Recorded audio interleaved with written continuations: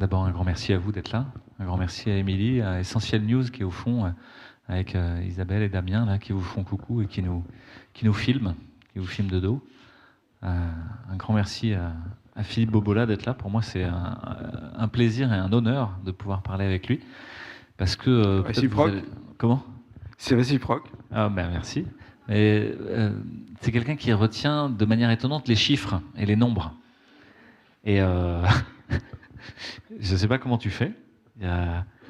Comme si il avait accès à l'information essentielle, vous savez, à cette information dans laquelle on baigne tous et qui pourrait être peut-être modélisée sous la forme de 0 et de 1.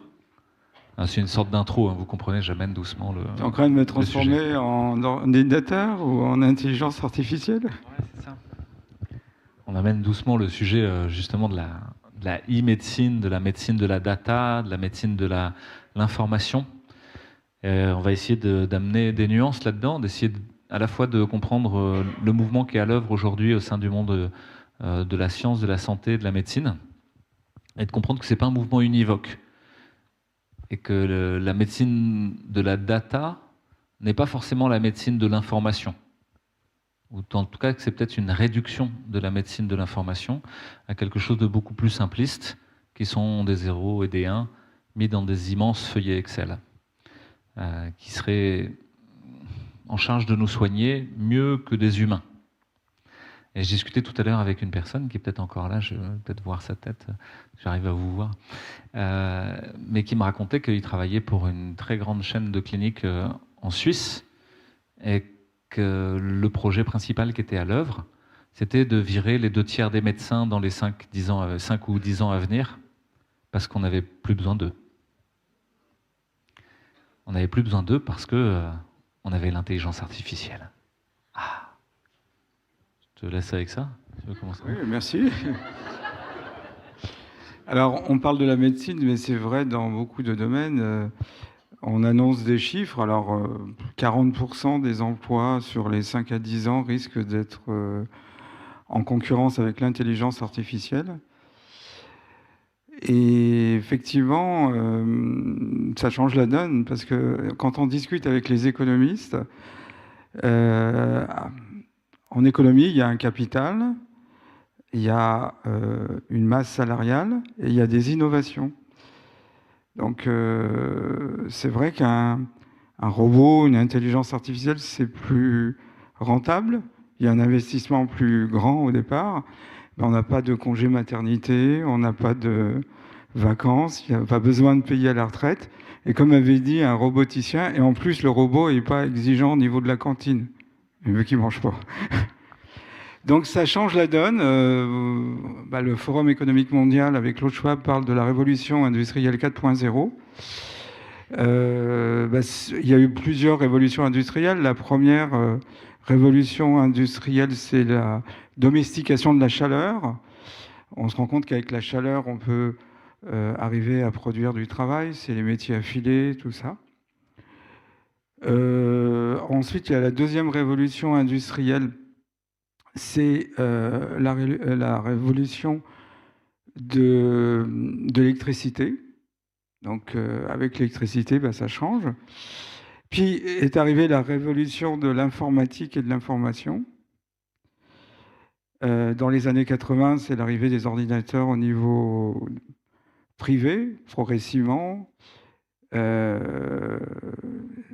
plutôt les années 90 d'ailleurs. Et puis après est arrivé le net. Alors jusqu'à présent, les révolutions industrielles ont toujours malheureusement pénalisé les gens les moins formés. Et là, tout le monde va être touché.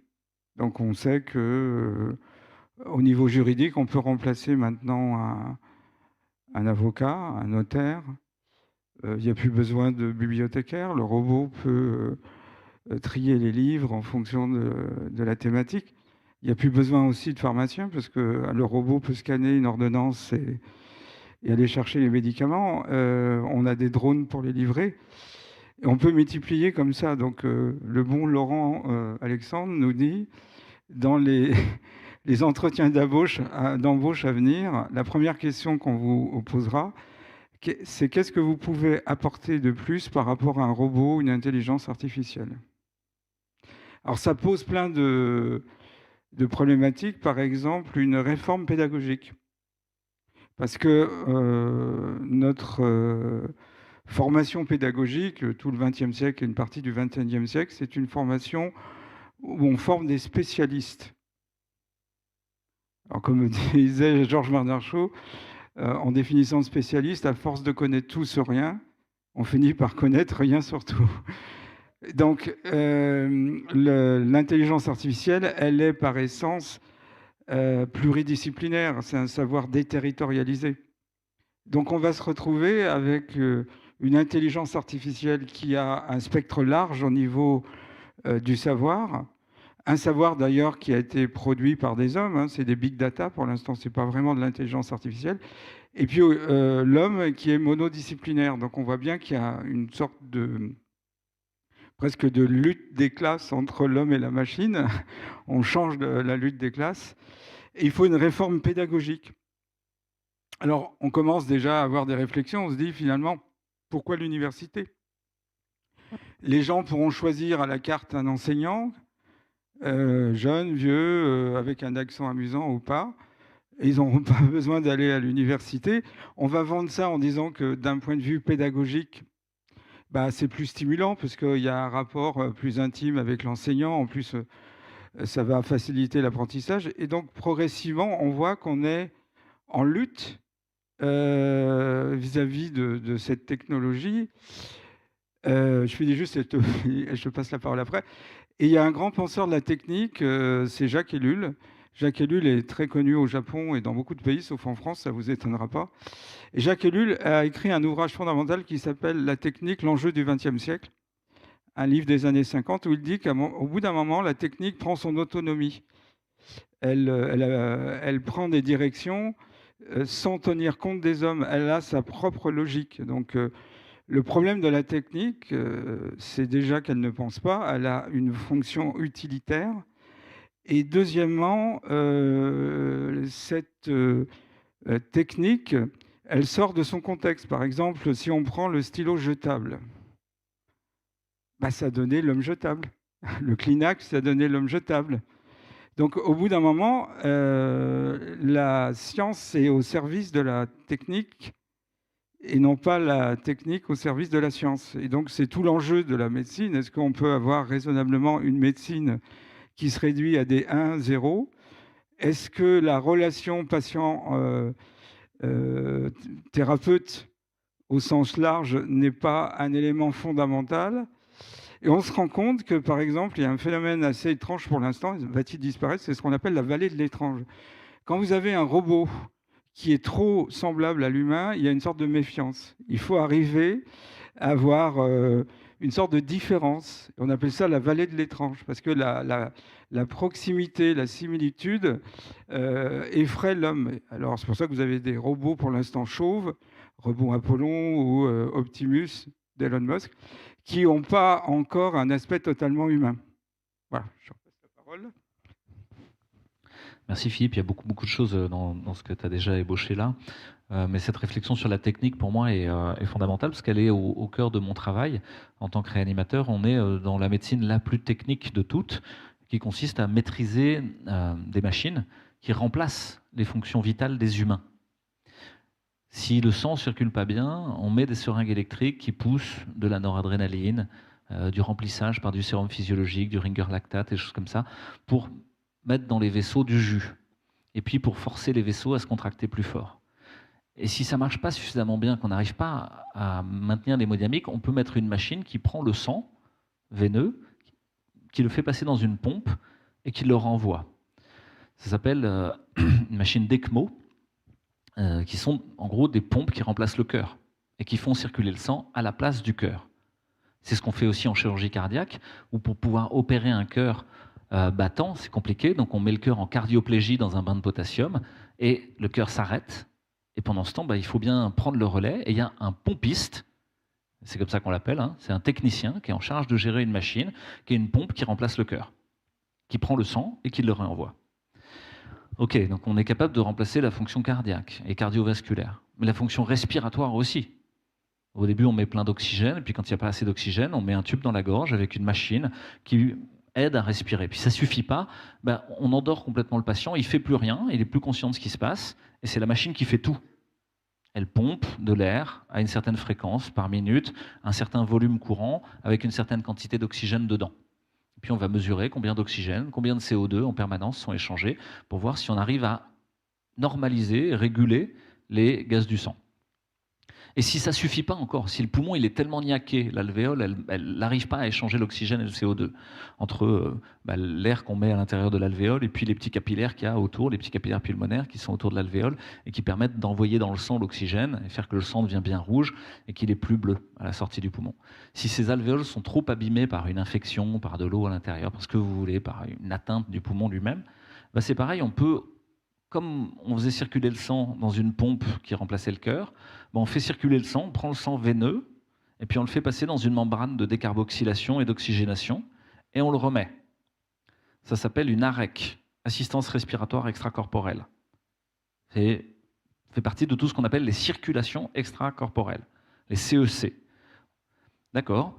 Alors, on remplace l'hémodynamique, on remplace la respiration. On pourrait remplacer le foie aussi. Ouais, le foie, on va faire ce qu'il faut pour remplacer le foie. On a même des machines de dialyse sur albumine, c'est-à-dire qu'on va remplacer la fonction filtre du foie qui permet de détoxiquer les choses. Puis on va donner des facteurs de coagulation pour remplacer la fonction coagulation, de synthèse des facteurs de coagulation joués par le foie. Puis on va réguler la glycémie en donnant de l'insuline et du sucre, et puis en mesurant en permanence combien il y a de sucre dans le sang. On va faire pareil avec la fonction rénale. On va faire pareil avec la fonction hématologique, les globules rouges, les plaquettes. À la fin, on remplace toutes les fonctions vitales par des machines. Vous vous rendez compte, mon métier, c'est particulier quand même, hein, c'est une drôle d'ambiance, quoi. Et en plus, pour que le patient supporte tout ça, on va le bourrer de médicaments pour qu'il ne sente plus rien. Des morphiniques à baston, du sufentanil, de l'alfentanil, du rémifentanil, comme de la morphine, en 100 fois, 1000 fois plus fort. Et puis des médicaments qui lui cassent la conscience. Comme tout ça, c'est tellement douloureux à supporter, il ne faut pas qu'il ait conscience de ce qui lui arrive. Et on va lui mettre comme des somnifères en plus fort. Des médicaments d'anesthésie. Et donc à la fin, on a une personne allongée, nue, bardée de tuyaux partout dans le corps, comme une araignée qui aurait mis ses pattes à l'intérieur, là, et des fils de partout, et des machines qui prennent de l'information, le scope qui prend la fréquence cardiaque, qui prend les battements du cœur, cycle à cycle, la saturation au bout du doigt qui prend la quantité d'oxygène qu'il y a dans le sang. On a des capteurs de glycémie qui permettent d'avoir le sucre en permanence. On a des capteurs qui permettent d'avoir l'électroencéphalogramme, ou en tout cas une partie de l'électroencéphalogramme simplifié qui permet d'avoir l'activité cérébrale du cortex cérébral pour savoir est-ce qu'il dort, est-ce qu'il dort pas, est-ce qu'il a mal, est-ce qu'il a pas mal. On a des capteurs qui permettent de mesurer est-ce qu'il est curarisé ou pas. Et à la fin, on crée des boucles de rétroaction. On capture une information du patient, par exemple la tension artérielle en temps réel. On a mis un cathéter dans l'artère radiale ou dans l'artère fémorale, et en permanence, on a l'ondée sanglante qui nous donne la pression artérielle. Et on a la courbe de pression artérielle. Et on va asservir une seringue électrique de noradrénaline à cette courbe de pression artérielle. Il n'y aura même plus besoin d'humain. Si la pression artérielle baisse, on monte la dose de noradrénaline. Si la pression artérielle est trop haute, c'est simpliste, hein, c'est con comme tout. Actuellement, toute la recherche qui est financée en réanimation est orientée autour de mettre des applications, des apps, des algorithmes qui sont capables d'asservir l'administration d'un médicament et la capture d'une data, la capture d'un paramètre sur lequel on va juger combien de médicaments on met et combien on n'en met pas. Mais attendez, c'est un lien avec ce que disait Jacques Ellul tout à l'heure. La technique pose un énorme problème. La technique, c'est cette manipulation de la matière que fait l'humain. L'humain passe son temps à transformer la matière en autre chose. Je l'ai raconté plein de fois. Mais ça, c'est quoi? C'est de la matière transformée en autre chose par l'humain. L'humain ne fait rien d'autre. Même s'il pense qu'il fait du tertiaire, qu'il rend service, qu'il soigne. En fait, il y a des commandites en matière derrière qui sont formidables. Non, mais moi, je fais du tertiaire, je vends des billets d'avion. Derrière les billets d'avion, il y a des quantités de kérosène. Il y a du tourisme de masse, il y a de l'alimentation de masse, etc. Il y a de la matière qui circule. L'humain passe son temps à prendre de la matière, à la transformer en autre chose et la restituer transformée. Mais une fois qu'elle est transformée, il lui a enlevé quelque chose. il lui a enlevé le vif, il lui a enlevé le vivant. Cette table ne bougera plus jusqu'à ce qu'elle soit... Enfin, elle bougera quand elle sera détruite. Hein. En tout cas, elle bouge à un rythme qui n'est plus du tout le même que celui de l'arbre. Pourtant, au départ, c'était un arbre, probablement, et d'autres choses. Donc l'humain prend des choses vivantes et les rend mortes. Et en fait, le petit théâtre dans lequel il vit, dont on parlait tout à l'heure, d'illusion. Mais le problème, c'est qu'à la fin, la technique est le langage de l'humain. Mais même le langage, même les mots, c'est une technique. C'est une technique apprise très tôt, très jeune, par la répétition mimétique avec la maman, ba, ba, ba, les écholalies, etc. Et on apprend à communiquer les uns avec les autres en faisant vibrer de l'air sur nos cordes vocales, et puis bon, ça fait quelque chose sur nos tympans, ça produit quelque chose, et on lui donne un sens. Ok, mais c'est une technique. On pourrait parler autrement. Vous savez, les Bushmen qui... Pas grand monde qui a compris là. Hein. Mais vous ne maîtrisez pas cette technique-là. Ok, j'essaie de ne pas être trop long parce que c'est un énorme sujet en soi. Qu'est-ce que c'est la technique? C'est notre langage, très profondément. C'est notre relation au monde et à la matière passe par une interaction technique. Et qu'est-ce qu'on cherche à faire dans cette interaction-là? C'est à créer des choses qui sont figées une fois pour toutes. Mais c'est compliqué de faire des choses figées une fois pour toutes. Vous voudriez faire un chef-d'œuvre à chaque fois que vous faites quelque chose. Mais il se trouve qu'un artisan, quand il fait une table, avec son rabot et sa main, un coup il fait un chef-d'œuvre et puis un coup il fait un truc qui est de guingois, quoi, qui n'est pas complètement super. C'est réitéré à chaque fois. À chaque fois qu'il a une interaction avec la matière, il retente le coup. Et il se transforme au passage et il transforme la matière au passage. Mais ça veut dire qu'il y a de l'erreur potentielle. Si je ne fais pas un chef-d'œuvre à chaque fois, c'est insupportable. Et donc tout l'enjeu des révolutions industrielles, c'est de faire toujours la même chose. Toujours le même morceau de tissu et la même étoffe avec un métier à tisser. Ce que vous disiez Philippe tout à l'heure. Mais dès ce moment-là, l'humain se réveille et se révolte. Et vous connaissez peut-être l'histoire des canuts à Lyon et l'histoire des Luddites en Angleterre, qui sont menées par Ned Ludd, qui sont des révoltes de manufacturiers de soieries, qui sont des gens qui font des étoffes à la main. Et on leur amène d'un coup des métiers à tisser automatiques, des spinning jenny, vous savez, on a appris ça à l'école, des trucs qui... Hop, une étoffe est faite en quelques heures, alors qu'avant, c'était plusieurs jours de travail, de passer la navette, de la ramener, etc. Là, en quelques heures, c'est fait.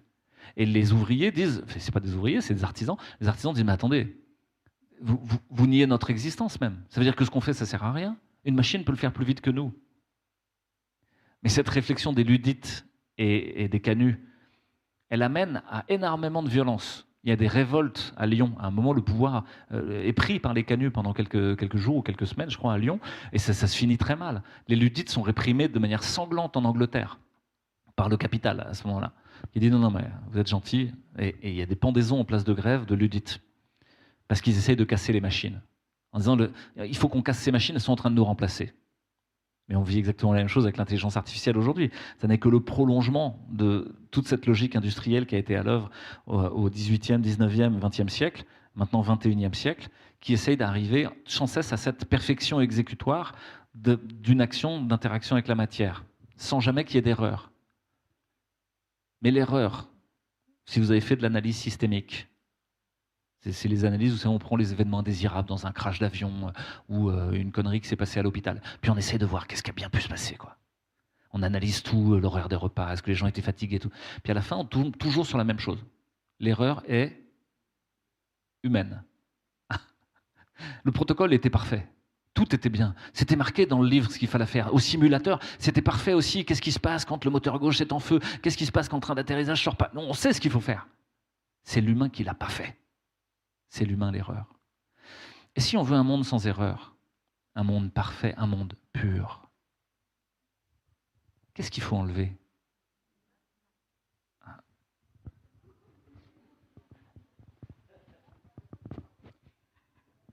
Alors, effectivement, la technique est indispensable chez l'homme. L'homme est un homo faber, un fabricant d'outils. D'ailleurs, Bergson nous dit que l'homo faber a fait l'homo sapiens, c'est-à-dire que ça a modifié notre cerveau. Mais d'un autre côté, un autre grand penseur de la technique, Martin Heidegger, disait « La science, et j'ajouterais la technique, ne pense pas, telle n'est pas sa fonction. Et un biologiste, Jean Rostand, disait « La science a fait de nous des dieux avant que nous fussions devenus des dieux nous-mêmes ». Donc la technique nous donne une puissance, mais il n'y a pas forcément la sagesse et la conscience qui va avec. Le problème de la technique, c'est qu'elle avance beaucoup plus vite que l'évolution des consciences. Son évolution est exponentielle. Si vous regardez la vitesse avec laquelle l'intelligence artificielle se développe, j'ai des copains qui travaillent dans ce domaine, qui font de la recherche, ils n'arrivent même plus à suivre. C'est exponentiel. Effectivement, on va dire que on nous fait passer, sans nous le dire, que l'humain est le problème. C'est le problème économique, parce que effectivement, il y a une possibilité, l'erreur est humaine et on veut des choses reproductibles, donc uniformes. Et c'est le taylorisme. Lorsque Ford fabrique sa fameuse Ford T, il promet une Ford T à tous ses employés à une condition, c'est qu'elle soit toujours identique.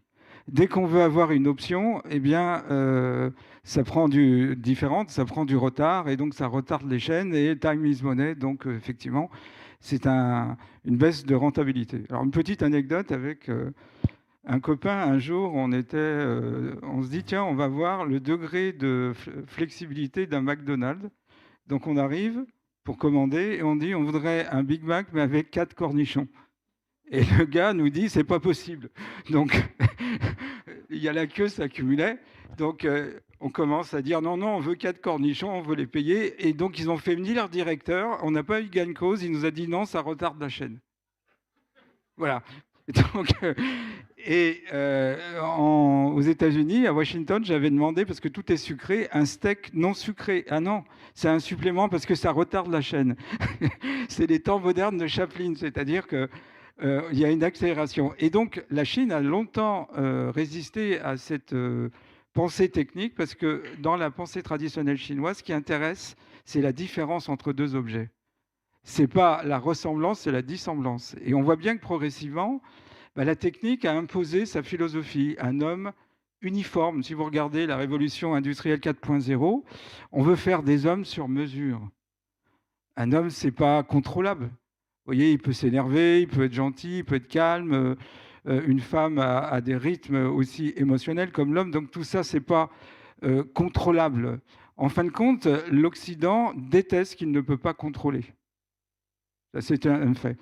Alors quand on regarde le rapport de l'Occident vis-à-vis de la nature, c'est assez intéressant. Il faut savoir que la chrétienté s'est développée à partir des païens, les Romains. Le Christ a essayé de réformer la religion judaïque, ça n'a pas fonctionné, donc il s'est tourné vers les païens. Et la forêt est le symbole des païens, c'est des peuples des bois. Et la forêt, l'homme occidental ne peut pas la contrôler, la maîtriser. Forêt, ça vient du latin forestare, ça veut dire le territoire interdit. Alors, si vous regardez d'ailleurs tous les contes de Perrault, etc., la forêt est un endroit sombre, avec un loup, c'est dangereux, c'est le pays de Merlin l'Enchanteur, ça manie des forces de l'invisible, bref, c'est effrayant. Arrive Descartes qui nous dit, dans son discours de la méthode, être comme maître et possesseur de la nature.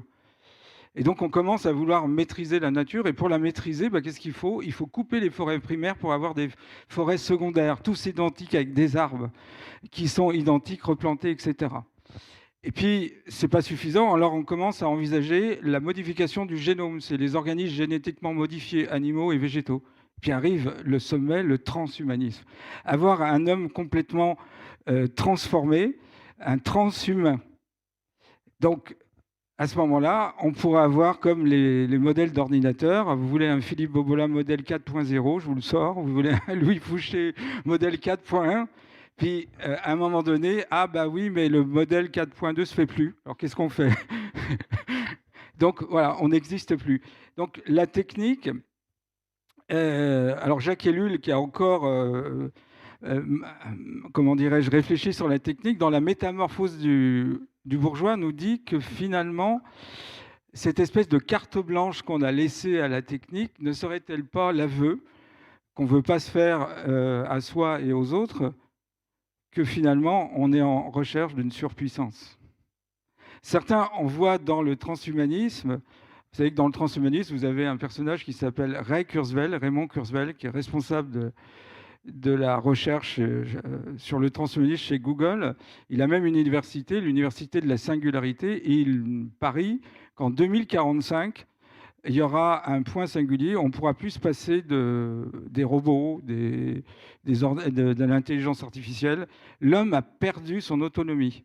C'est-à-dire qu'il voit l'évolution du vivant comme ça. Il arrive les briques élémentaires de la vie, les atomes, les molécules, puis après arrivent les cellules vont donner des organismes pluricellulaires, puis après apparaissent les espèces, puis apparaît l'homme.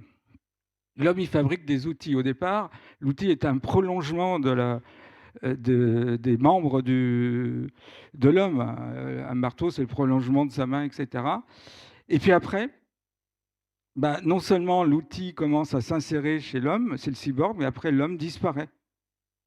Parce qu'effectivement, on n'a plus d'autonomie. Alors, si vous regardez l'intelligence artificielle, on va devenir une synapse d'une immense intelligence artificielle. On revient à l'appétit de Delphes, dont on fera tourner des programmes. Et voilà comment, progressivement, l'évolution a été déviée dans une direction où ce n'est pas ce que voulait la nature, c'est ce que voulait l'homme. Et l'homme devient roi. Et d'ailleurs, il y a des gens qui ont vu le lien entre le transhumanisme, avec ce point de singularité, et la théosis, c'est-à-dire le retour de Dieu, la fusion avec Dieu, ou la parousie. Donc il y a presque une mystique, et vous avez vu tous les courants, je finirai là-dessus, il y a différents courants. Alors vous avez les libertariens, vous avez le transhumanisme démocratique, l'abolitionnisme, l'anarcho-transhumanisme, le post-sexualisme. C'est ringard de se reproduire classiquement. Non, il faut l'utérus artificiel, l'insémination. Et on arrive à 1984, le procédé Bokanovski, etc., à d'où succès, toutes ces choses-là. Et puis vous avez le singularitarianisme, le point de singulier, on ne peut plus se passer de la technique. On envisage même le techno-gaianisme, il faut apporter le transhumanisme à la nature, et le transbiologisme, c'est-à-dire qu'on va aussi faire profiter aux animaux du transhumanisme, jusqu'au mouvement libertarien. Et on aura balayé toute l'évolution pour aboutir à ça. Alors je terminerai par la réflexion d'André Breton sur Salvador Dali. Autant d'ambition pour arriver à aussi peu, c'est bien dommage. Encore une fois, ça me fait penser à énormément de choses, tout ce que tu dis, mais je reviendrai sur quelques éléments. Le premier, cette idée de l'indistinction dont tu as parlé, que la similitude est inquiétante. Vous savez que dans certaines cultures, avoir un jumeau, c'est pas bon du tout, quoi, hein. C'est une vraie malédiction, il va falloir le tuer, hein. C'est pas normal d'être tous pareils. Il y a quelque chose qui cloche, il y a quelque chose qui ne va pas, et que ça libérerait des pulsions de violence très très importantes, des pulsions classiques, parce que si on est tous pareils, on peut bien en enlever un, quoi. Ou deux, ou X, ou N. Vous n'êtes plus qu'un nombre. Puis cette idée d'indistinction, d'indifférenciation, elle touche l'indifférenciation sexuelle. Vous savez qu'aujourd'hui, on ne parle plus de sexe, la plupart du temps, on parle de genre. Et puis on arrive à des moments où tout doit être non-genré, y compris l'éducation, la façon dont on parle à l'université, etc. Et c'est comme si c'était le stigmate de ce moment où ça y est, il n'y a plus vraiment de différence entre chacun d'entre nous. On devient un être androgyne, jaillissant de la Terre. Et puis c'est ça l'idéal de l'accomplissement de l'humain. Attendez, on a déjà vu ça, hein. Vous connaissez le Jugendstil? Non? Le Bauhaus, des choses comme ça, qui sont des moments artistiques liés au soviétisme ou de l'autre côté au Reich allemand, au Reich nazi. Et peut-être vous avez mémoire de ces espèces de figures jaillissantes de terre, parfois ailées, qui sont androgynes, ni hommes ni femmes, ou et hommes et femmes, et en même temps, le fameux et en même temps, qui contamine toutes les sphères de compréhension du monde, et qui jaillissent de la terre comme pour s'en affranchir, pour arriver à enlever les racines, à couper enfin ce dont on était. Et ça a donné ces grands buildings en acier, qui sont tous les mêmes dans le monde soviétique, comme dans le monde nazi, c'est les mêmes. comme si l'indifférenciation était au fond l'apanage des régimes totalitaires. Un moment terminal d'une civilisation où elle essayait de revenir à son point zéro, à l'endroit de la cellule souche, du méristème, comme s'il n'y avait plus d'énergie motrice dans cette société qui soit donnée par l'humain, et donc on essaye de revenir à ce moment d'indifférenciation primale qui est la toute première cellule œuf, qui est le gamète mâle et le gamète femelle mis ensemble, et qui a nul autre pareil, pour autant, et qui va se reproduire au départ pour donner un petit tas de cellules qu'on appelle une morula, comme une petite mûre. C'est des cellules qui sont toutes les mêmes, avec le même génome et avec la même expression de ce génome, donc le même phénotype aussi. Et puis rapidement, pour que l'organisme survive, ne devienne pas un cancer, il faut une polarisation céphalo-caudale entre le cerveau d'un côté, la tête, et puis de l'autre côté la queue. Et donc il y a une polarisation qui se fait. Et puis ensuite il y a une différenciation des tissus. Et en fait tout le mécanisme d'individuation, c'est un mécanisme de différenciation.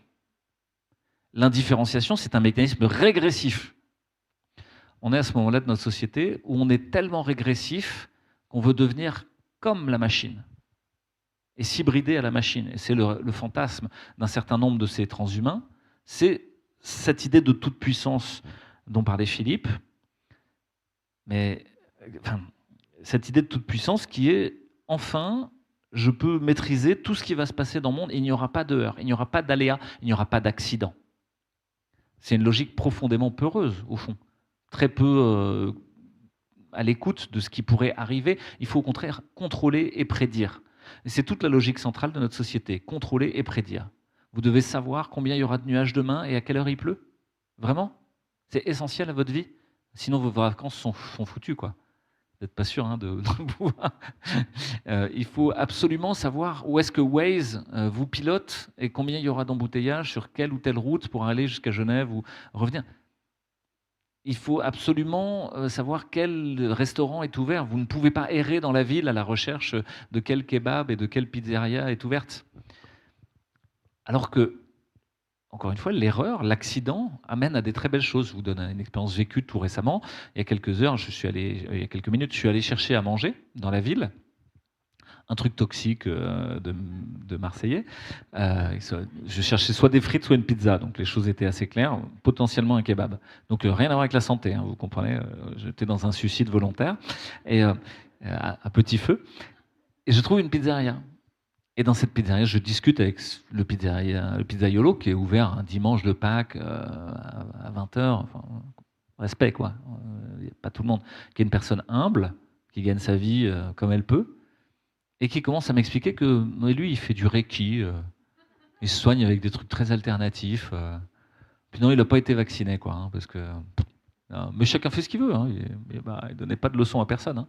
Mais lui, il ne sentait pas ce truc-là. Et c'est une très belle rencontre. C'est quelqu'un avec un gros et solide bon sens et un vrai gros respect pour les autres. Bref, et ça, c'était lié uniquement à un accident, à la recherche de ma dose de pizza. Et tout ça pour dire que cette volonté de tout prédire et de tout contrôler, c'est comme si elle nous prémunissait de la vie, comme si elle nous empêchait de vivre. Mais c'est ce qui se passe, c'est qu'il y a des gens, ils vivent plus rien. Sauf que le destin est taquin. Et en général, quand vous ne vivez plus rien, qu'est-ce qui finit par se passer? Vous êtes malade. La maladie vient vous chercher. La maladie ou la mort. Et on a cette impression quand même tenace que de plus en plus de nos contemporains vivent à côté de leur pompe, voire vivent comme des morts vivants. Ils sont déjà des zombies. C'est pas un hasard si toute la littérature, le ciné, etc., on parlait des zombies. Comme si on était déjà dans un monde de zombies. Déjà réifié, transformé en chose par la machine. Ça, c'est la première chose. C'est réfléchir à cette question de l'indifférenciation, de la différenciation, à cette espèce de fantasme régressif de revenir à la toute-puissance de la cellule œuf, pour qui tout serait possible, mais il ne réalise aucune de ses fonctionnalités. Il faut que tout soit possible. Puis on est nombreux à avoir envie de faire plein de choses dans notre vie, de voir le monde entier, de faire plein de métiers différents, etc. Il faudrait que tout soit possible. Il est bien loin le temps où on héritait un métier de son père, qui lui-même l'avait hérité de son père, qui lui-même avait hérité du grand-père. Et vous étiez tellement forgeron de père en fils que votre nom de famille, c'était forgeron. Ou meunier, ou je ne sais pas quoi. Tellement c'était chevillé à votre incarnation. D'ailleurs, il n'y avait pas tellement de nom de famille, il y avait votre prénom, puis votre métier. Puis le métier, c'est celui qu'on vous avait transmis. Non, là, il faut vous réinventer. Hein. Il faut se réinventer. Je pense à quelqu'un qui le dit souvent, il faut qu'on se réinvente. Dont le mari, enfin la femme, s'est réinventée pas mal ces derniers temps de manière indifférenciée. J'ai pas de preuves tangibles, hein, mais je me pose des questions simplement. Et je me retrouve à une session sur l'intelligence artificielle à Marseille, le grand coup d'envoi de l'écosystème de la tech et de l'intelligence artificielle sur PACA, avec tout le gratin, quoi. Puis moi, je me retourne vers ma voisine, qui était... il y avait quand même 1000 personnes dans l'assemblée. Tout le monde était en costard-cravate, en attaché case, et tout le monde était là pour un seul et unique but, faire du fric. Okay. Et je discutais avec ma voisine, je dis, bon, quand même, tout ça, ça fait un peu hubris prométhéen. Elle me dit, quoi? Je dis, Prométhée, vous savez, qui a volé le feu aux dieux pour le donner aux hommes. Puis les hommes se sont pris pour Dieu, quoi. Ah bon? C'est hyper intéressant ce que vous dites. Non, je trouvais ça assez banal sur la question de la technique, mais je vous le partage quand même parce que j'ai encore un peu cette impression-là, quoi. Et c'est quoi? Hubris? Hubris, ouais, c'est ça. L'hubris, la folie des grandeurs, la démesure, la volonté d'être Dieu à la place de Dieu, quoi. Waouh! Vous pourriez venir dans le comité d'éthique de notre multinationale pour faire une conférence? Et je réalise le vide culturel abyssal de ces gens-là, qui rejouent quelque chose qui a eu lieu il y a plus de 2500 ans, maintenant, à l'identique. Nous voulons être Dieu à la place de Dieu. Et tout le discours des transhumains, c'est un discours religieux. C'est pas un discours technique. Je vous promets la vie éternelle. Bon, enfin, pour vous, les gueux, vous aurez une cabine de suicide assisté. Hein. Mais pour moi, je me serais peut-être cryogénisé pour l'éternité ou avoir des doubles qui me permettront de survivre et de puiser dans leurs organes pour me remettre à neuf régulièrement. Ok, donc vous avez compris qu'en plus, c'est pas très démocratique tout ça, hein. C'est pas hyper social non plus, quoi. Quand même, si vous êtes riche et que vous avez le bon abonnement, peut-être des chances de vous en tirer dans cette affaire. Hein.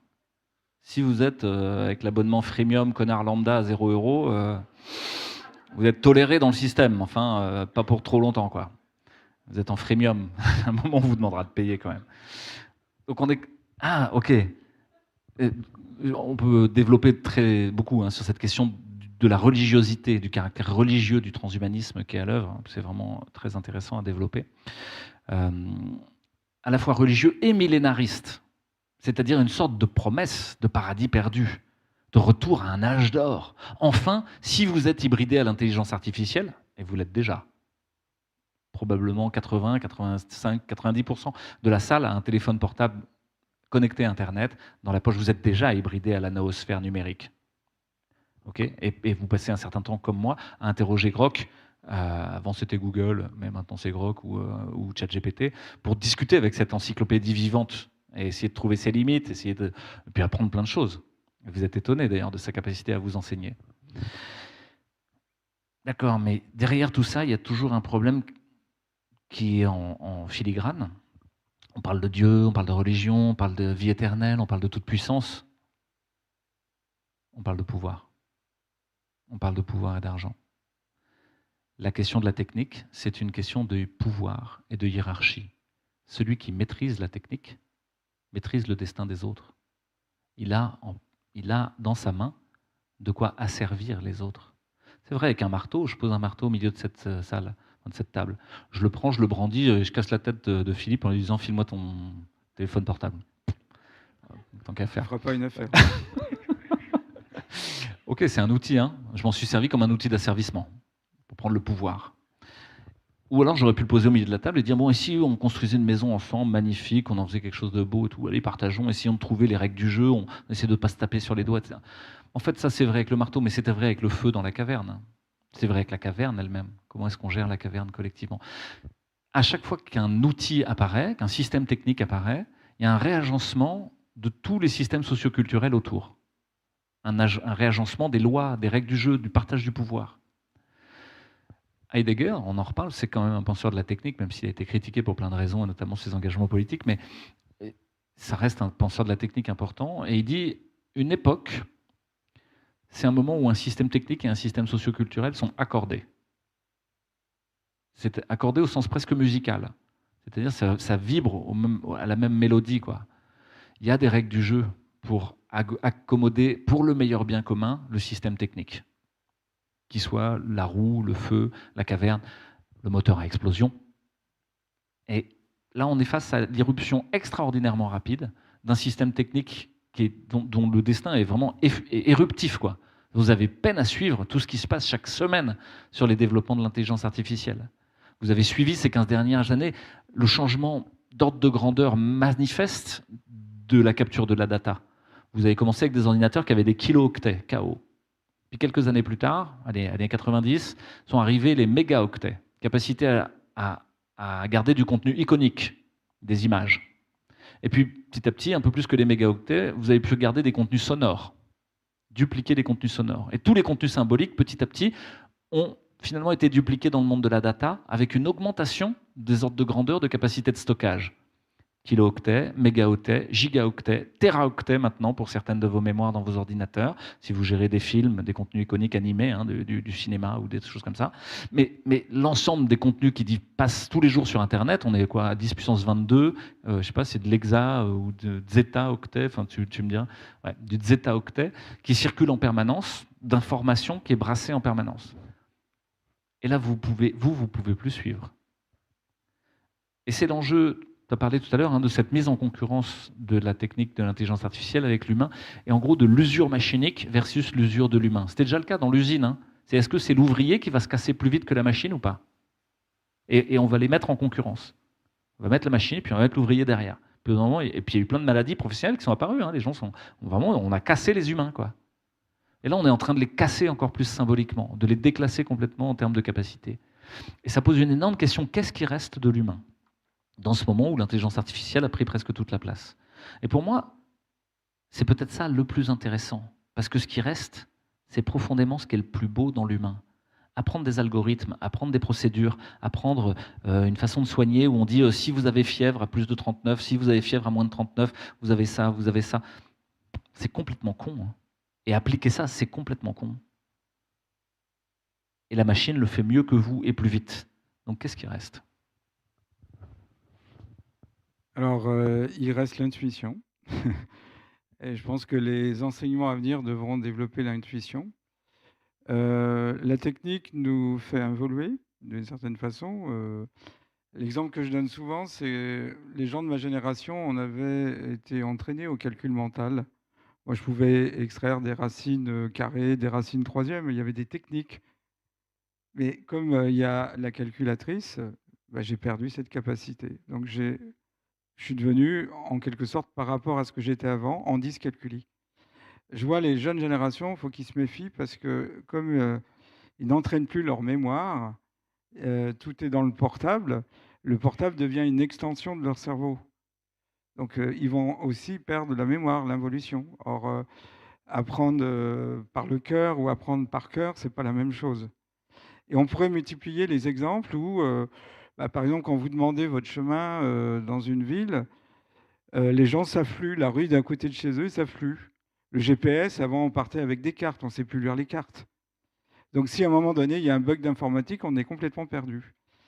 Alors je voudrais rebondir aussi sur cette notion de calculabilité, de quantification. C'est vrai que on a dit de Newton qu'il calculait tout et n'expliquait rien, et que Descartes expliquait tout et ne calculait rien. Et donc c'était une façon de tourner la porte à ce qu'on considérait être la métaphysique ou la physique aristotélicienne au profit d'une physique moderne. Et la physique de Newton a triomphé avec la mécanique, etc. Il y a eu des réactions, comme il y en a actuellement, notamment un graveur anglais, poète, qui s'appelle William Blake. Et on est à peu près 3-4 ans après la Révolution. Et il a eu cette phrase prémonitoire: « Dieu nous protège du sommeil de Newton et de la pensée unique ». Quand même incroyable. Alors il avait compris que la science de son époque, qui est capable de calculer, de quantifier, allait supplanter les humanités, la philosophie, la littérature, etc. Et on allait aller vers la pensée unique. Alors vous avez des artistes comme Yves Klein avec ses monochromes qui a perçu ça. Et j'aime bien ces artistes qui font une intrusion dans le futur. Il nous fait des tableaux d'une seule couleur. Alors on se dit, j'aurais pu faire autrement, mais l'idée, c'est qu'on allait tous devenir uniformes, jaune, vert, etc.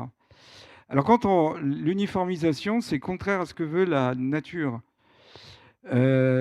Si vous regardez un écosystème, il est biodiversifié.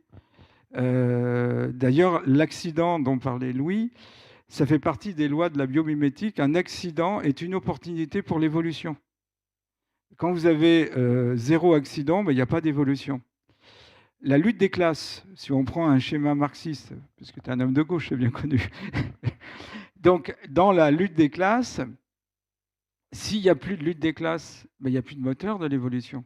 C'est un peu le rêve des communistes là, dans la dialectique matérialiste. Si on arrive à supprimer la lutte des classes, on fige l'histoire. L'uniformisation. Quand vous avez une source chaude et une source froide, au bout d'un certain temps, elles évoluent pour atteindre la même température. Il y a une équité thermique. C'est un principe, le second principe de la thermodynamique, qui nous dit qu'on a atteint l'équité thermique, mais vous avez le maximum de désordre et le système n'évolue plus. Donc vous voyez bien que dans cette obsession de l'uniformisation, de la quantification et de la calculabilité, c'est l'anti-vie, c'est l'anti-humain. Ici, on est tous de sensibilités différentes. Et c'est ça qui fait la richesse de l'humanité, c'est nos différences et non pas nos ressemblances ou notre uniformisation. Quand on regarde l'unité au sens spirituel du terme, c'est la somme des complémentarités. Ça n'a rien à voir avec cette semblant d'uniformisation qu'on nous propose, qui est une forme de copier-coller. Vous avez des gens qui ont le pouvoir, ils vont décider d'un système économique, d'une vie sociétale, et ils vont le copier-coller partout. Et c'est ce qu'on a fait d'ailleurs dans les colonisations, parce qu'on a désafricanisé d'une certaine façon l'Afrique en leur imposant des cultures, c'est ce que j'appelle du prêt-à-porter spirituel et non pas de la haute couture. Avant, ils avaient leur propre spiritualité. Et donc, il y a un réel problème avec la science, si on regarde. Cette obsession de tout prédire, tout prévoir, c'est l'antivie par excellence. Et d'ailleurs, à l'époque de Newton, les romantiques avaient dit, nous, on ne veut pas prédire de qui on va tomber amoureux, on veut tomber amoureux par hasard, c'est le coup de foudre.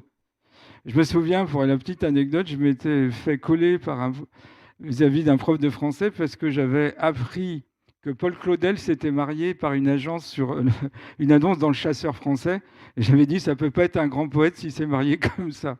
Et donc, je m'étais fait coller et virer parce que le prof était un fanatique de Paul Claudel et donc il n'avait pas supporté ma réflexion. Donc, il y a chez l'humain, la beauté, c'est la différence. Il n'y a pas un visage semblable, il n'y a pas une intelligence semblable, il n'y a pas une sensibilité semblable. Et c'est ça qui fait la richesse. Donc, attaquer cette biodiversité qu'on trouve au niveau culturel, au niveau humain, c'est attaquer ce qui fait la spécificité de l'humain. On prend notre belle France, c'est un pays où il y a une diversité, on en parlait en privé, des paysages. C'est un pays où il y a le plus de biodiversité. C'est pour ça que la France est beaucoup convoitée par cette biodiversité de paysages. Vous avez la montagne, la mer, vous passez d'un département à l'autre, vous avez un autre climat, une autre végétation. Et c'est ça qui fait la beauté de la France. Donc cette obsession de gommer la différence, on le retrouve dans l'Open Society. Alors, Georges Soros, qui a une formation de philosophe, a détourné le travail d'un philosophe qui s'appelle Karl Popper, qui a créé un ouvrage remarquable qui s'appelle La société ouverte et ses ennemis. Et Karl Popper décrit les sociétés isolées comme des sociétés totalitaires, et il dit qu'il faut faire attention d'avoir une société trop isolée, comme la Corée du Nord à une époque. Donc il a pris le contre-pied. N'oubliez pas que le monde dans lequel on est, c'est l'inversion. Et donc il a dit qu'il faut tout ouvrir. Donc on supprime les frontières. Les frontières, c'est fasciste, c'est totalitaire. Or, le vivant, si vous prenez une cellule, il y a une membrane qui va séparer l'intérieur de l'extérieur. S'il n'y avait pas une membrane dans chaque cellule, mais on trouve une membrane chez les virus, chez les bactéries, il n'y aurait pas cette différence entre l'intérieur et l'extérieur.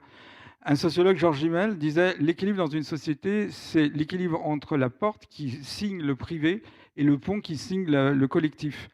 Et donc, si à un moment donné, l'État veut s'introduire dans le privé, ce que n'avait pas réussi à faire le régime communiste, et bien à ce moment-là, vous avez perdu la porte, le privé, ce qui fait que vous êtes chez vous, avec une intériorité qui vous est propre. Donc, cette diabolisation de la frontière va jusqu'à envisager qu'il ne faut pas qu'il y ait un sexe masculin et féminin, il faut supprimer tout ça. Et donc, s'il n'y a plus de frontières, bah, à ce moment-là, le pays, d'une certaine façon, disparaît. Alors, il y a eu un concours au XVIIIe siècle, les académies européennes, et le thème, c'était « Qu'est-ce qui fait la créativité de l'Europe ?» Et la réponse, c'est sa biodiversité. C'est un philosophe anglais, David Hume, qui gagnera le concours. Par la suite, il s'illustrera dans d'autres réflexions philosophiques, mais l'espace européen était un espace biodiversifié. Je me souviens, quand mes parents m'emmenaient en Italie, on mangeait différemment, s'habillait différemment, on était complètement dépaysés. Maintenant, les zones industrielles, si on vous bande les yeux, on vous met dans une zone industrielle, vous ne savez pas si vous êtes en Italie, en Allemagne, en France, en Autriche, en Allemagne, il n'y a rien. Si vous ne voyez pas une plaque d'immatriculation ou une enseigne, vous ne savez pas où vous êtes. C'est uniformisé. Donc la diabolisation de la frontière, qui est propre à l'Europe, je reprendrai la formule du général de Gaulle, un patriote aime son pays, un nationaliste déteste les autres pays. Ce n'est pas parce que vous aimez votre pays que vous êtes forcément totalitaire et fasciste. Et c'est ça qui a fait la biodiversité de l'Europe, ce creuset culturel qui fait qu'il y a eu énormément d'inventions, de brevets, etc. Et c'était la biodiversité. On doit maintenir la biodiversité. Alors vous imaginez si tout le monde est sur le modèle Philippe 1.0 ou Louis 2.0, ben, il n'y a plus de créativité, il n'y a plus de motivation. Et on arrive au système soviétique, parce que dans le modèle du transhumanisme, il y a la naissance d'un nouvel homme, un homme transhumain, moi je dirais un infra-homme, et on y voit une transcendance. Comme à une époque, le régime soviétique avait envisagé l'homo soviéticus, pour reprendre l'exemple de Zinoviev, c'est-à-dire un homme qui était débarrassé de toutes les croyances familiales, de toutes les valeurs capitalistes, un homme communiste, c'est-à-dire un homme formaté par la dialectique matérialiste. Et vous avez vu le résultat, le désastre. Alors, l'uniformisation va jusqu'à envisager une religion unique, une économie unique, une biologie unique, etc. etc. Alors, je terminerai aussi sur la notion de prédiction. Alors, il va y avoir, dans les années à venir, une guerre entre les génomistes et les épigénéticiens. Ce n'est pas parce que vous avez un gène qui va s'exprimer. On s'est rendu compte, la molécule d'ADN, c'est 2 mètres. Elle doit rentrer dans une cellule qui est 1 million de fois plus petite qu'elle. Comment on le fait ? Comme une ficelle qui s'enroule autour d'un carton et qui permet de compacter la ficelle d'1 mètre. Vous la réduisez, si vous l'entourez, à un petit cylindre en carton, ou les feuilles de papier de toilette, c'est la même chose. Eh bien, dans la cellule, c'est entouré autour de protéines qu'on appelle les histones. Et c'est les histones qui dictent leur conduite aux gènes. C'est les histones qui vont dire à un gène « allume-toi » et il va synthétiser une protéine, ou « ne t'allume pas ». Donc si on fait l'analyse du génome, on peut potentiellement avoir des maladies, mais elles ne vont pas forcément s'exprimer. Il y a des mécanismes qui ferment l'expression d'un gène. Alors le rêve des génomistes, c'est de faire le séquençage d'un bébé qui arrive au monde et le mettre à vie sous médication, sous prétexte qu'il va avoir des maladies potentielles. Mais peut-être que les maladies n'arriveront jamais. Et quand on a commencé le séquençage du génome humain, ce sont les médecins qui se sont prêtés à cette détection. Et on s'est rendu compte qu'ils avaient développé les maladies avant l'âge où elles auraient dû arriver.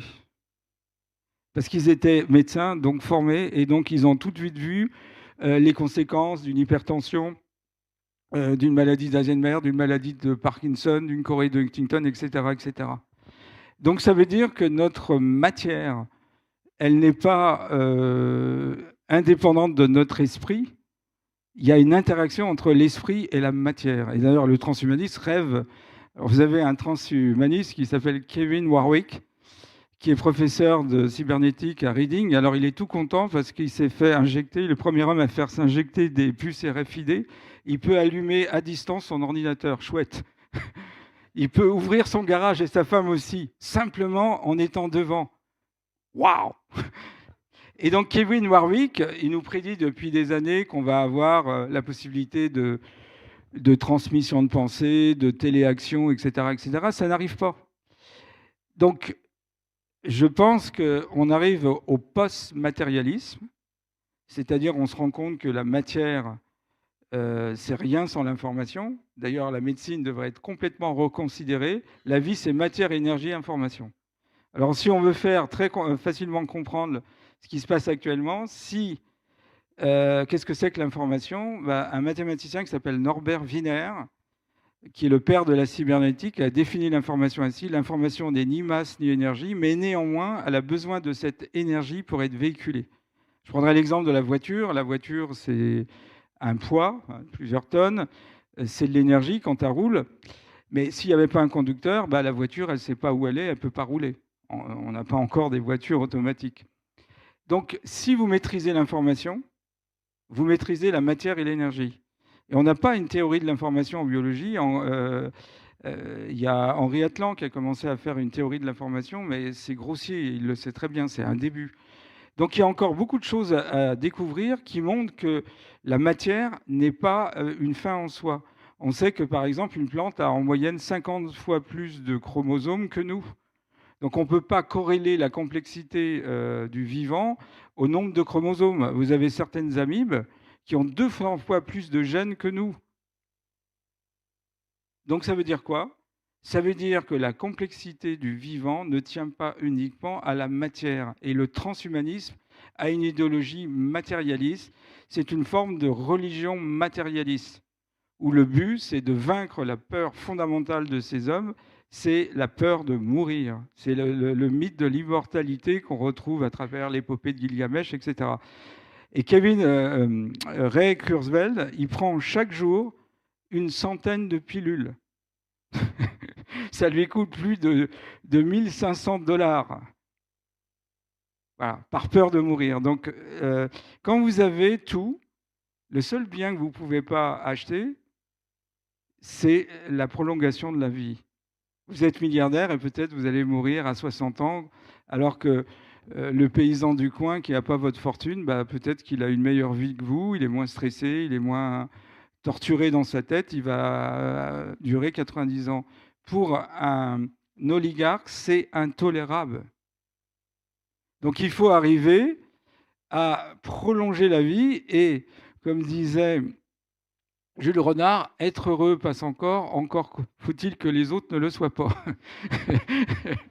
Donc si on peut contrôler, alors dans leur tête ça commence à dire, si l'humain est le problème, vous voyez, le problème, l'obsession du transhumanisme, c'est de dire l'humain est le problème. Il est le problème dans le réchauffement climatique, il est le problème dans la dégradation des environnements. Il faut limiter sa durée de vie. Puis c'est plus équitable. Si tout le monde vit 50 ans ou 40 ans, puis si vous voulez prolonger, il faudra payer. Il y a un film qui est assez effrayant qui s'appelle Time Out. Et en écoutant lui, je pensais également à ce film très amusant, Les dieux sont tombés sur la tête, où il y a une canette de Coca-Cola qui fout un désordre pas possible dans la société où elle est tombée. Voilà.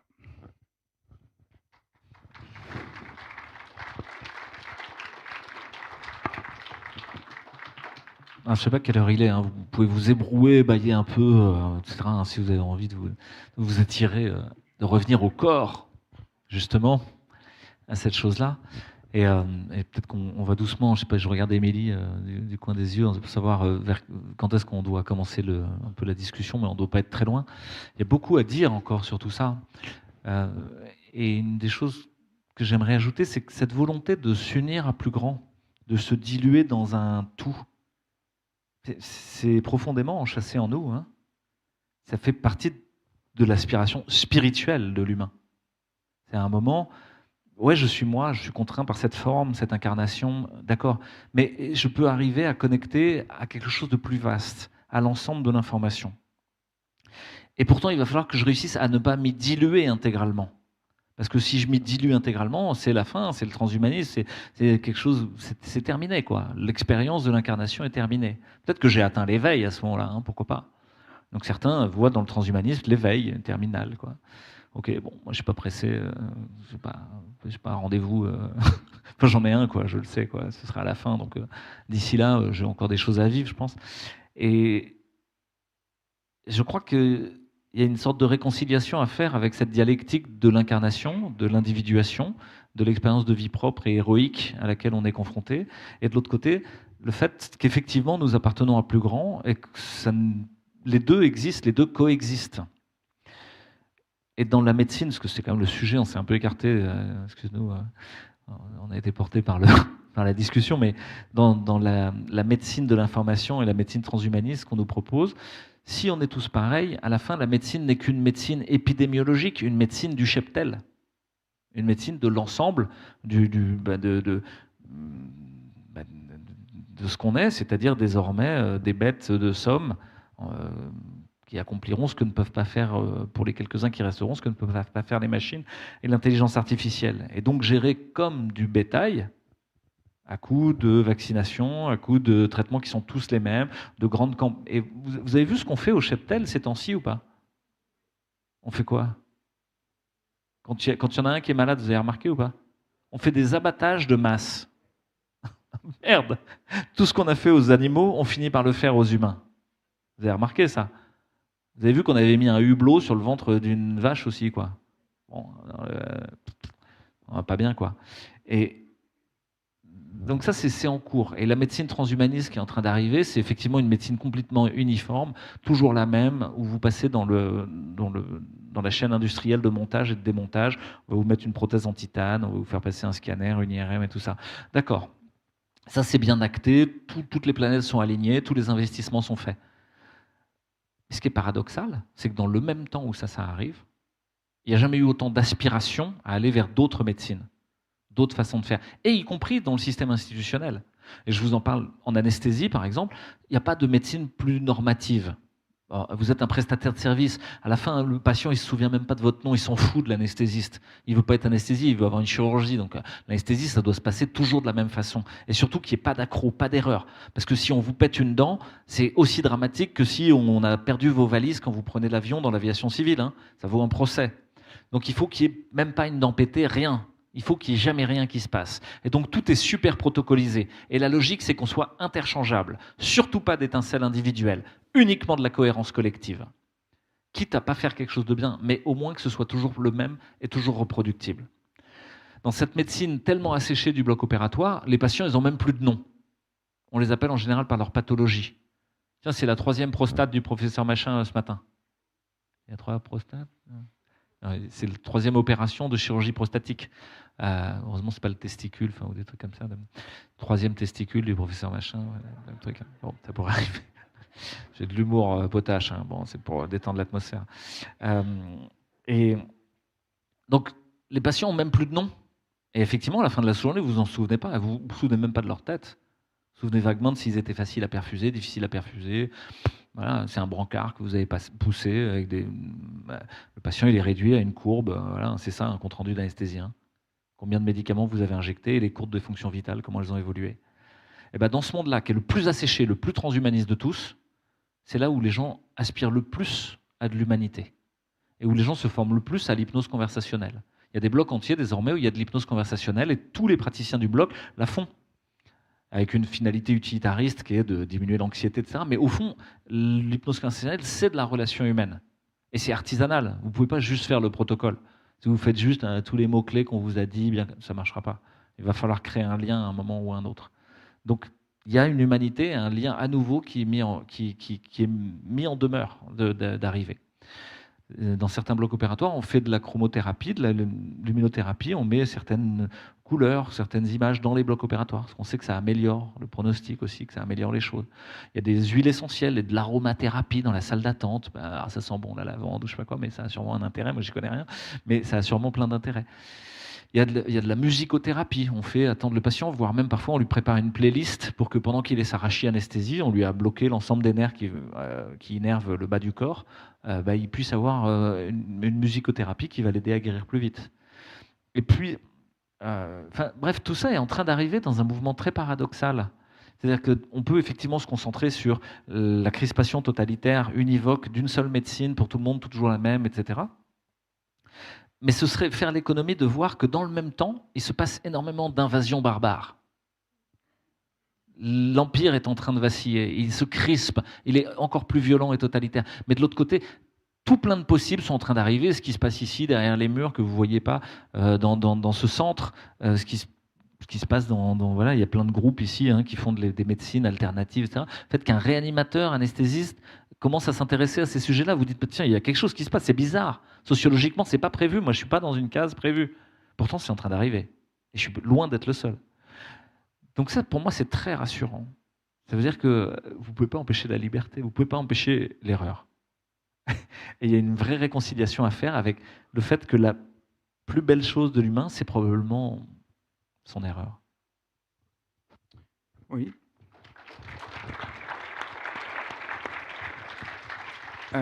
Holderding disait « Là où le danger croît, les moyens pour combattre ce danger croissent également ». C'est la loi du balancier. Donc, on veut aller trop loin dans une direction. Il y a une réaction, c'est un principe newtonien. L'action et la réaction, il y a une réaction. Donc, il y a plein de médecins qui se rendent compte qu'ils auraient pu soigner autrement. Ils n'ont plus envie de soigner tel qu'on leur propose, puisque finalement, on les amène à disparaître. Ils ont tout à fait raison d'aller dans d'autres directions. Et puis, c'est une façon aussi de faire évoluer la médecine, puisque effectivement, l'alliance entre la médecine allopathique et les médecines autres, c'est intéressant. Le terme même de médecine parallèle, vous voyez, deux droites parallèles se recoupent, certes, mais à l'infini. Vous trouvez d'autres noms. Médecine complémentaire, qui complète qui? Peut-être qu'il arrivera un moment où c'est la médecine allopathique qui viendra compléter les autres médecines. Voilà. Et c'est ça la vie, c'est la complémentarité. La philosophie de la mécanique quantique est la suivante: les opposés ne sont pas contradictoires, mais deviennent complémentaires. C'est ce que un des pères fondateurs de la physique quantique, Niels Bohr, avait fait graver sur son blason: une philosophie complémentariste. C'est peut-être ce qui est en train d'arriver, où chacun va être obligé d'utiliser une intelligence artificielle. Avec un ami qui est un spécialiste de la forêt, on réfléchissait et on voyait une forêt et on se disait, c'est quand même intéressant la forêt parce que l'intelligence des plantes et des arbres, c'est dans la racine. C'est ce qu'avait déjà perçu Empédocle d'Agrigène quand il disait l'arbre est un être inversé. Et dans les racines, vous avez dans la partie terminale de la racine, l'apex, des courants électriques. Et ça nous amène à redéfinir l'intelligence. L'intelligence, ça vient du latin interlegere, c'est-à-dire c'est lier les choses les unes aux autres, c'est résoudre des difficultés, c'est s'adapter à des nouvelles situations et c'est donner sens à ce qu'on vit. Mais le plus important, c'est d'arriver à lier les choses les unes aux autres. Et donc, la forêt, les plantes, les végétaux, c'est un chef-d'œuvre d'intelligence collective. La fixité, on a l'impression qu'il y a eu deux voies évolutives. Il y a une voie de la fixité, une voie du nomadisme, si je puis dire. Novalis disait « l'arbre ne peut être qu'une flamme grimpante, l'animal une flamme errante et l'homme une flamme parlante ». Il parle beaucoup, mais ce n'est pas toujours efficace. Et donc, la fixité de la plante, c'est une contrainte qu'elle a dépassée par une intelligence collective. Donc, il y a toujours une réaction. Et donc, on est atteint d'un nomadocentrisme. On a du mal à comprendre une plante qui est, comment dirais-je, sédentaire. Mais elle a développé toute une intelligence. Donc, c'est ce qu'on est en train de faire, développer d'autres formes d'intelligence, d'autres stratégies, parce que le système a été trop loin. Et c'est l'éternel problème. L'appât du gain fait qu'on veut toujours plus, du toujours plus, du toujours plus, du toujours plus. Et à vouloir créer du toujours plus, on finit par se casser la gueule. Et donc, on entraîne des réactions d'opposition, des réactions d'organisation différentes. Et c'est ce qu'on est en train de voir. Il y a des tas dans toutes les disciplines, les gens commencent à comprendre que ça ne va plus. L'université est complètement bloquée, la médecine, n'en parlons pas. le juridique, etc., etc. Donc le danger d'être remplacé par la machine, c'est peut-être l'opportunité qu'a l'humain pour retrouver son humaine nature.